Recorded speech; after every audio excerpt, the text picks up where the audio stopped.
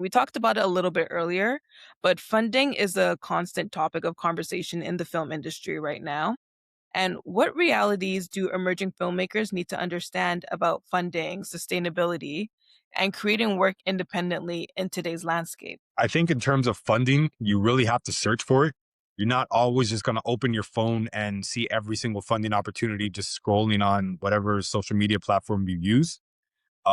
Once you start looking at, from my experience, once you start looking at one or two different grants, a lot of times I'll start getting grant advertisements on my phone.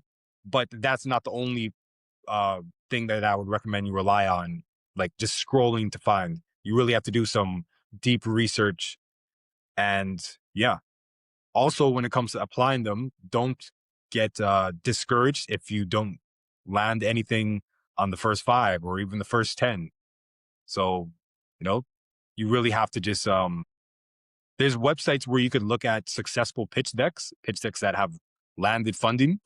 I can't remember the website off the top of my head, but that's a great reference because you could model your own pitch deck and your own grants after the ones that have successfully landed funding. So yeah, really just being persistent and not to get discouraged and just search.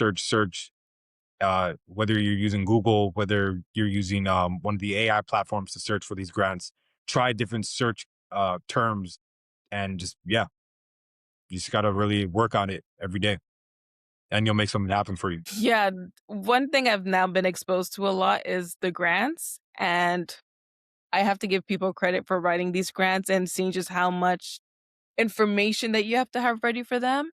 I think some of the platforms to keep in mind, the top 2 at the top of my head I can recommend, the Canada Media Fund, Ontario Creates. You wanna look for these grants and funding that are not only nationwide, but also specific to your province and to the type of projects that you're trying to get funding for. Yeah, exactly. And it's funny for me to speak on what I would recommend for grants because I've never successfully landed a grant in my career, but that would be my advice. And I guess I'm shaping my opinion off of peers of mine that have landed grants. So I'm just taking what I've learned from them and their thoughts and their experiences and then, telling you and telling the audience here. Well, no, I think that's important as well. It's always good to take from other people's experience. I always tell people, one, take from those who came before you, take from those who have failed, but also those who have succeeded, because everyone has a lesson, everyone has a story and a path. And those things can help you. You know what to do, what not to do. You know of the progress that is being made. You know what needs to happen and what needs to change.